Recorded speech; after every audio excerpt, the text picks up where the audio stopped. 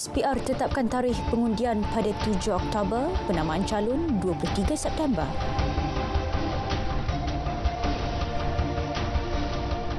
Assalamualaikum, salam Malaysia Madani. Berita tengah hari bersama saya, Faiz Syairah Nizam. Suruhanjaya Pilihan Raya SPR menetapkan 7 Oktober sebagai hari pengundian bagi Pilihan Raya Kecil PRK Dewan Negeri Pelangai Pahang. Pengerusinya, Tan Sri Abdul Ghani Saleh berkata, tarikh penamaan calon ditetapkan 23 September, manakala tarikh mengundi awal pada 3 Oktober. Jelasnya, untuk melancarkan proses PRK Dewan Negeri Pelangai, SPR melantik seorang pegawai pengurus pilihan raya dibantu 3 orang penolong pegawai pengurus. Manakala peruntukan bagi PRK Dun Pelangai berjumlah 2.1 juta ringgit. Daftar pemilih pilihan raya di PPR yang akan digunakan untuk PRK Dewan Negeri N36 Pelangai Pahang adalah daftar pemilih terkini sehingga daftar pemilih tambahan bulan Mei 2023 yang dikemaskini sehingga 17 Ogos 2023. Tambah beliau, di PPR ini mengandungi seramai 16,456 orang pemilih yang terdiri daripada 16,417 orang pengundi biasa. Jelasnya, selepas mempengerusikan mesyuarat khas bagi PRK Dun Pelangai di Ibu Pejabat SPR Putrajaya, seramai 312 orang petugas akan dilantik bagi mengendalikan proses PRK dengan keseluruhan jumlah pusat mengundi sebanyak 10 buah dengan 31 tempat mengundi atau saluran, pusat penamaan calon PPC dan pusat penjumlahan rasmi undi PPRU yang digunakan adalah di Dewan Orang Ramai Felda Kemasul.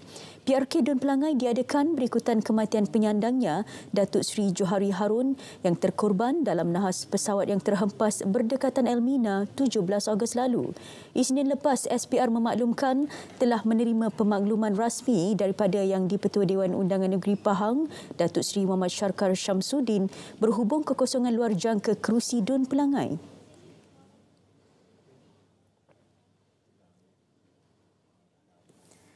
Seramai 3,500 pegawai dan anggota polis ditugaskan pada hari penamaan calon PRK Parlimen Pulai dan Dewan Negeri Simpang Jeram di Johor yang akan berlangsung Sabtu ini. Dari jumlah itu, 2,500 ditempatkan di Pulai dan selebihnya di Simpang Jeram. Ketua Polis Johor, Datuk Kamaruzaman Mamat berkata, kesemua pegawai dan anggota termasuk kereta-kereta peronda akan digerakkan ke pusat penamaan calon dan kawasan sekitar untuk membuat pemantauan serta menjaga keselamatan bagi memastikan tiada sebarang gangguan berlaku. Beliau turut menasihati calon serta penyokong parti politik agar mematuhi segala arahan dan peraturan yang ditetapkan pihak polis serta SPR sepanjang proses penamaan calon. Ini termasuk tidak mencetuskan sebarang provokasi serta saling menghormati antara satu sama lain.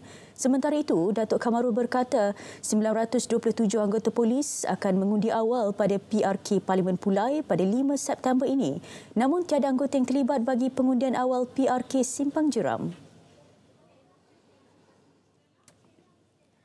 Kes wabak pertasis atau batuk kokol di Melaka masih terkawal. Pengarah Jabatan Kesihatan Negeri Melaka, Datuk Dr. Rusdi Abdul Rahman berkata, setakat ini 4 wabak direkodkan di negeri berkenaan dengan hanya melibatkan ahli keluarga. Kesemua wabak juga melibatkan 2 hingga 4 kes yang mana jangkitan bermula daripada individu dewasa sebelum menular kepada kanak-kanak di bawah 2 tahun.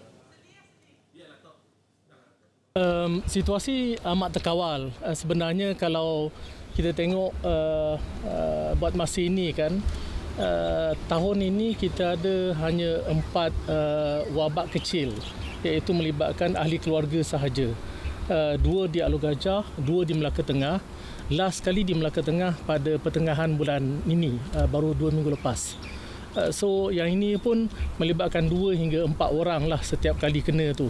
So kesemuanya ada daripada 4 wabak itu ada 2 kes yang masuk ke hospital dengan baiklah, tak ada kematian berlaku.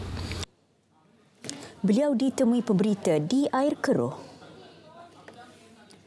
Polis menahan seorang lelaki berusia 38 tahun dipercayai bertanggungjawab terhadap panggilan palsu ancaman bom di pusat beli belah Aeon Mall Klebang Cemor semalam.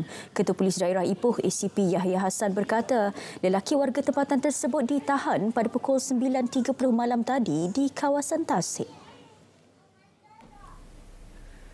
Suspek dipercayai bertanggungjawab berdasarkan pengakuan dikumpul dan peranti komunikasi yang digunakan untuk membuat panggilan palsu. Suspek akan diriman hari ini untuk siasatan lanjut. Kes disiasat mengikut Seksyen 507 Kanun Kesiksaan dan dengan tertangkapnya suspek, kes dianggap selesai. Pemeriksaan di seluruh premis tidak menemukan sebarang objek meragukan. Kawasan bangunan disahkan selamat dan semua kaki tangan dibenarkan masuk semula pukul 10.30 malam tadi. Seorang buruh didakwa di Mahkamah Magistrate Kuala Terengganu kerana membunuh seorang pemandu teksi 10 Ogos lalu dalam sebuah teksi di Kuala Nerus.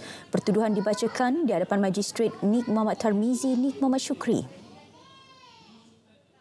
Tertuduh Muhammad Hanif Muhammad Rusli, 29 tahun, didakwa membunuh sehingga menyebabkan kematian Muhammad Latif Idris. Kesalahan didakwa mengikut Seksyen 302 Kanun Kesiksaan kerana membunuh.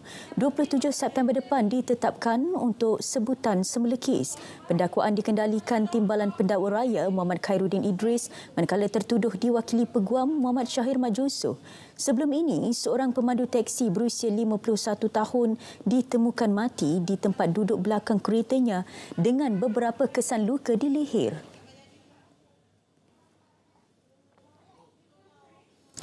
Perdana Menteri Datuk Seri Anwar Ibrahim hari ini membuat lawatan ke Parlimen Tambun. Untuk perkembangan semasa, kita terus bersama wartawan Nur Syahana Kamarudin yang berada di sana ketika ini. Syahana, teruskan. Syarah, terima kasih. Perdana Menteri Datuk Seri Anwar dijangka tiba di PJ Ulu Kinta ini sekitar jam 1.20 petang. Dalam kunjungan hari ini, beliau akan meluangkan masa kira-kira setengah jam untuk sesi beramah mesra dengan anggota PJADC dalam program Jamuan Rakyat. Dan Jamuan Rakyat hari ini juga turut akan disertai Menteri Besar Datuk Seri Sarani Mohamad dan juga Timbalan Menteri Dalam Negeri Datuk Seri Dr. Samsul Anwar Nesara. Juga disertai juga Ketua Polis Perak Datuk Seri Muhammad Yusri Hasran Basis serta Barisan Esko yang dah pun tiba pada awal pagi tadi. Dan juga selain itu turut dimeriahkan dengan kehadiran 1,200 anggota PJADC. Dan jika dapat saya kongsikan, keadaan di Dewan ketika ini cukup meriah, yang mana kesemua anggota PJA bertungkus lumus seawal pagi hingga ke saat-saat akhir untuk menjayakan jamuan rakyat pada hari ini. Dan usai program di sini, Perdana Menteri dijadual menghadiri program bersama masyarakat orang asli di Kampung Tonggang Ulu Kinta sekitar jam 2 petang. Dan manakala di sebelah petang pula, beliau akan menghadiri program jual ramah mega at Tambun di Maidan Manjur kira-kira jam 5.15 petang nanti. Dan terdahulu pada sebelah pagi, Perdana Menteri telah menyempurnakan majlis pelancaran kempen My Jalan KKR di JT Awam Pulau Banding Gerik. Dan itu secara umumnya lawatan kerja Perdana Menteri di Parlimen Tambun kali ini dapat saya kongsikan dengan penonton TV1, dan saya kira itu sahaja perkembangan yang dapat saya bawakan dari kem PGA Ulu Kinta ini bersempena dengan jamuan rakyat, jamuan kenduri rakyat bersama dengan Perdana Menteri pada hari ini. Kita kembali semula bersama Pak Isyairah di Angkasa. Silakan. Syahana, terima kasih. Sambutan Hari Kebangsaan di Putrajaya pada 31 Ogos ini antara acara penting untuk memperkukuh serta mengeratkan perpaduan sesama rakyat. Ia juga diharap menjadi titik tolak ke arah memupuk jati diri bangsa dalam menentukan kelangsungan sebuah negara merdeka dan berdaulat. Menteri Komunikasi dan Digital Fahmi Fadil selaku pengerusi Jawatankuasa Induk Sambutan Hari Kebangsaan menyarankan agar rakyat Malaysia yang ingin menyaksikan acara sambutan secara langsung di Putrajaya pada 31 Ogos ini datang lebih awal. Dari situ jadi ada kesan. Tapi niat dan hasrat tu untuk ingatkan kita apa maksud merdeka dan pembentukan Malaysia, dan kita sebagai warga negara tugas tanggungjawab kita sebagai warga negara. Tahun ni kita minta Kementerian Perpaduan untuk usahakan satu slot yang khas. Jadi yang ni dia akan menonjolkan aspek perpaduan ya di kalangan rakyat. Ini menjunjung titah Tuanku Yang di-Pertuan Agong dan juga Tuanku Timbalan Yang di-Pertuan Agong, menegaskan kita perlu pupuk perpaduan di kalangan masyarakat. Okey. So itu salah satu segmen yang saya harap dapat menonjolkan sedikit perbezaan. Tak kira fahaman politik. Beliau ditemu bual mengenai persiapan acara sambutan Hari Kebangsaan 2023 di salah sebuah rangkaian televisyen swasta di Ibu Negara. Sempena sambutan Bulan Kebangsaan, Jabatan Kemajuan Masyarakat Kemas Terengganu mengambil inisiatif untuk melancarkan Bulan Kemerdekaan ke-66 peringkat Kemas Negeri Terengganu 2023 di Perkampungan Nelayan Pulau Perhentian. Ia sekaligus untuk meraihkan dan memupuk semangat patriotik bagi masyarakat luar bandar. Program yang berlangsung sepanjang Bulan Kemerdekaan ini turut menjadi serampang dua mata melalui kunjungan muhibah khususnya ke fasiliti-fasiliti pendidikan awal Kemas yang terletak di luar bandar.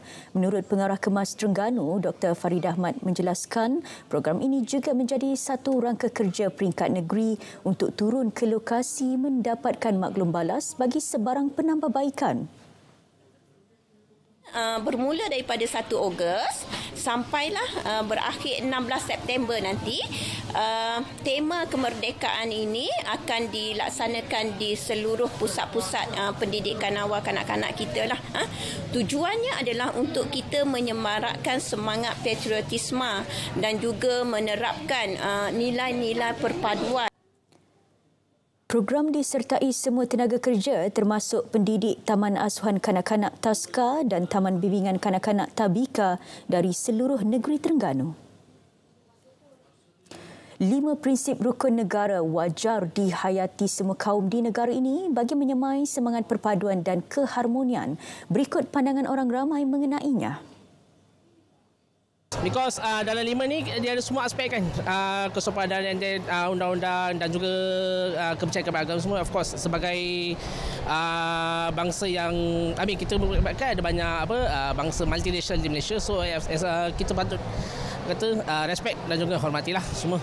Pada pandangan saya lah, rukun negara ini dia penting kepada semua rakyat Malaysia di mana kita memahami rukun negara kita dan kita memang mengamalkan dia. Maksudnya kepercayaan kepada Tuhan semua tu, dan kita ikut undang-undang kita, perlembagaan serta masuk perpaduan antara berbilang kaum bangsa. Tapak sebagai rakyat Malaysia berpandukan kepada rukun negara. Dari situlah kita nak membina kita punya karakter diri sendiri, dan juga lagi satu dekat sinilah nilai-nilai murni yang telah diterapkan daripada zaman sekolah lagi perlu diikutilah.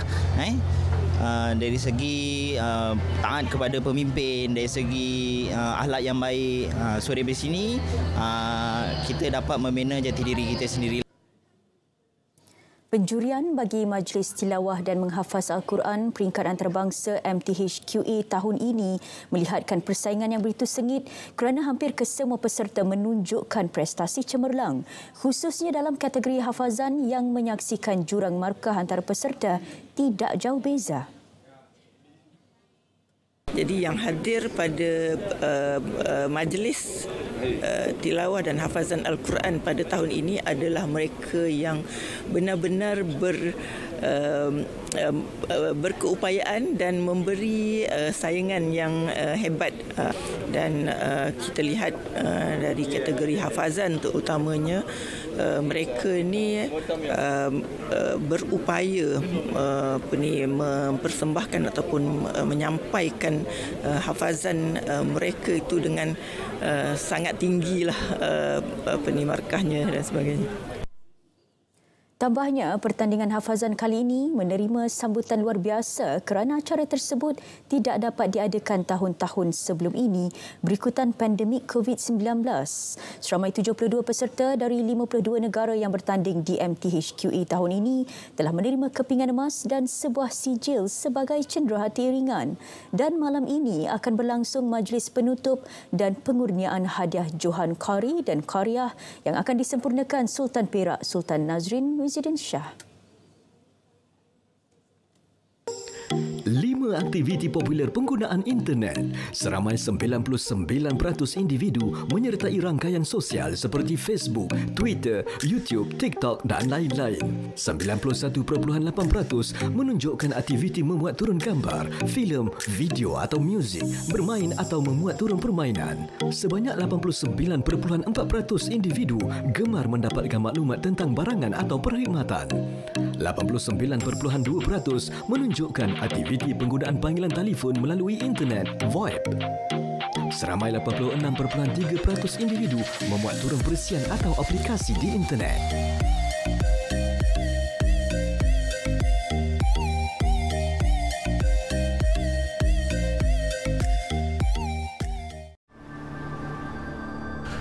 Detiknya bakal tiba.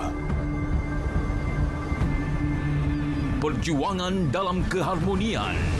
Satu hati dengan semangat kesukanan. Sukan Asia ke-19 Hangzhou 2022 bersama RTM, penyiar rasmi. Bursa Malaysia dibuka tinggi pagi tadi mengambil petunjuk daripada prestasi semalaman Wall Street yang positif. Indeks FBM KLCI naik 3.65 mata kepada 1443.76 mata setakat pukul 12.30 tengah hari tadi. Kaunter saham paling aktif menyaksikan Hong Seng susut 1 sen kepada 4.5 sen, Sapura Energy kekal pada 5 sen dan CN Asia turun setengah sen kepada 23.5 sen. ATEC pula muncul kaunter saham paling untung naik 27 sen kepada RM2.78 manakala saham MPI bertambah 26 sen kepada RM27.16 dan PPB meningkat 22 sen kepada RM15.98. Ringgit dibuka lebih tinggi berbanding dolar Amerika Syarikat selepas indeks pengurus pembelian PMI pembuatan memberikan anggaran data yang lebih lemah untuk ekonomi maju. Pada 12 tengah hari, ringgit diniagakan pada 4.63 berbanding dolar Amerika. Berbanding dolar Singapura, ringgit disebut pada 3.43 dan berada pada 3.19 berbanding yen. Ringgit diniagakan pada 5.89 berbanding pound sterling dan disebut pada 5.04 berbanding euro. Manakala berbanding baht, ringgit didagangkan pada 13.30. Persatuan Perancangan Keuangan Malaysia FPAM sasar untuk melahirkan 3,000 perancang keuangan berlesen menjelang 2025. Presidennya Alvin Tan Chin Chern yakin jumlah itu mampu dicapai seiring permintaan yang meningkat terhadap perkhidmatan tersebut. Negara ketika ini mempunyai 1,455 perancang keuangan berlesen setakat akhir tahun lalu. Manakala bagi tempoh 2015 hingga 2022, bilangan firma perancangan keuangan meningkat 42% kepada 44 firma. But I think with the influx of talent coming in, as well as professionalism of the whole industry, we may expect to see more people coming to this industry. So how to increase the number, of course, then to our continuous so-called promotion and also as education for the current existing players to actually have more people coming to this pool. Bagi menggalakkan pelanggan menggunakan bantuan perancang keuangan, FPAM turut mencadangkan pelaksanaan pelepasan cukai sebanyak RM1,000 ke atas fee perancangan keuangan di bawah bajet 2024. Beliau berkata demikian pada Simposium Perancangan Keuangan Tahunan Anjuran FPAM di Ibu Negara. Semua usahawan di Kedah diminta merebut peluang untuk menceburi perniagaan tanaman nanas bagi menambah sumber pendapatan. Peluang ditawarkan Lembaga Perindustrian Nanas Malaysia LPNM itu diberi keutamaan kepada usahawan yang mempunyai tanah 1 ekar. Tuan-tuan boleh dapatkan borang permohonan untuk kita mulakan projek kita ni. Kita boleh bagi bantuan kepada anda di luar sana dengan bantuan sama ada bantuan benih, nanas ataupun baja. Okey, jadi ke mana pun syarat utama dia tanah mesti bergeran dan juga warga negara Malaysia lah. Setakat ini, tanaman nanas di bawah LPNM di Kedah melebih 200 hektar. Tambah Zainul, pihaknya berhasrat meluaskan tanaman tersebut dengan kerjasama agensi lain seperti Jabatan Pertanian dan Lembaga Kemajuan Wilayah Kedah. Memulakan langkah pertama memerlukan 1000 kekuatan. Langkah seterusnya memerlukan nekat dan juga keyakinan. Namun kita harus sokong dan bantu mereka kerana kepulihan itu pasti.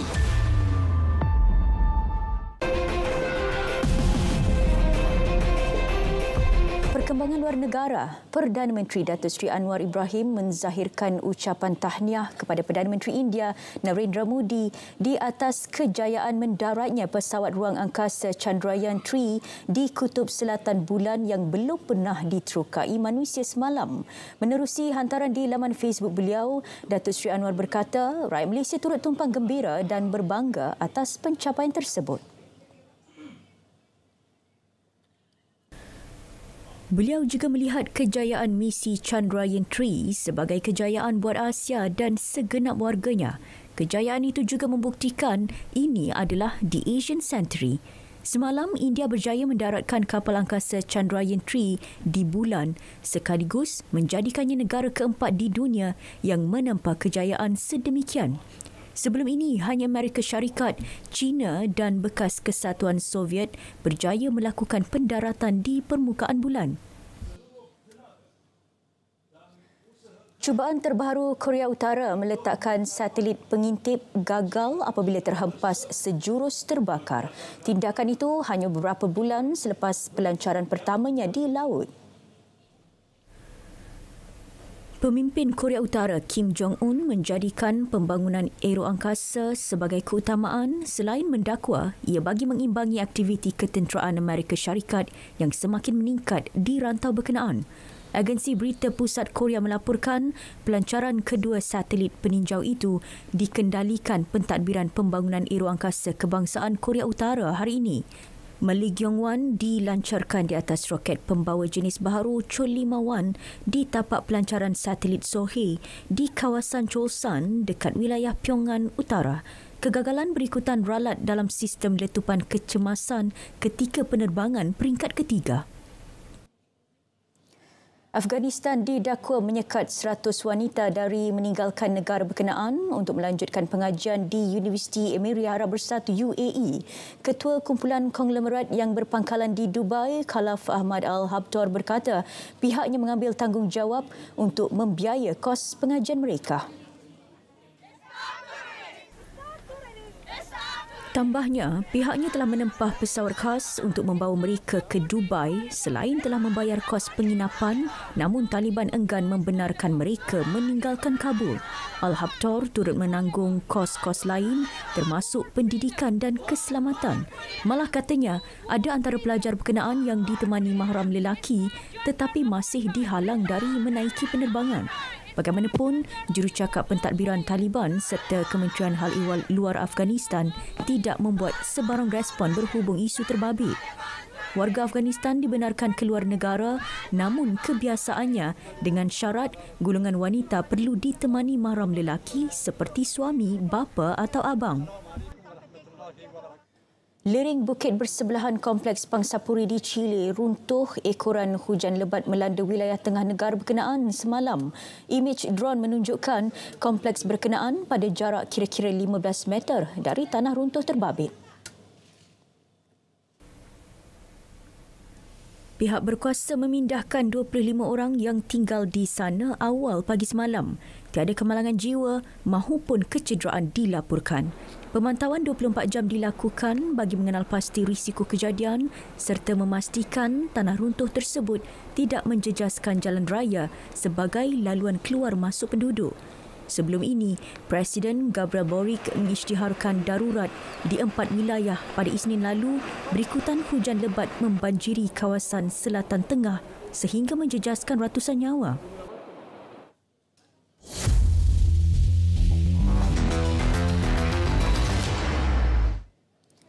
Sukan kita mulakan dengan perkembangan kejohanan badminton dunia 2023 di Copenhagen, Denmark.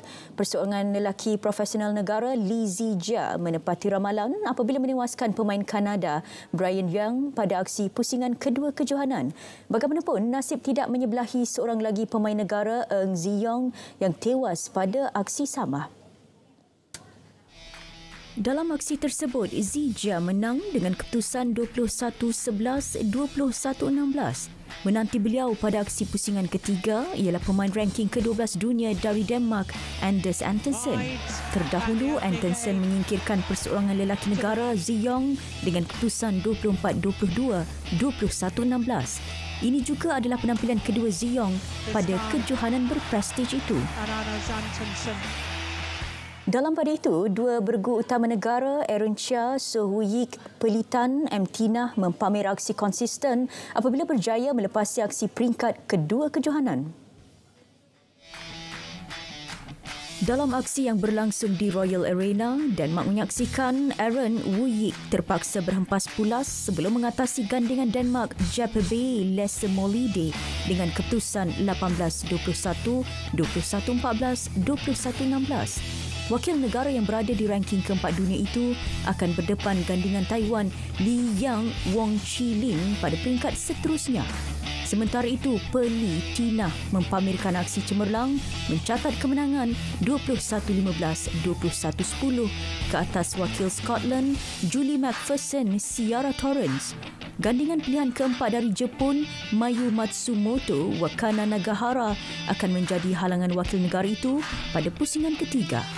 Turut mara bergu campuran Chen Tang-jae Tu Yi dan bergu profesional lelaki negara Ong Yu-sin Teo Yi.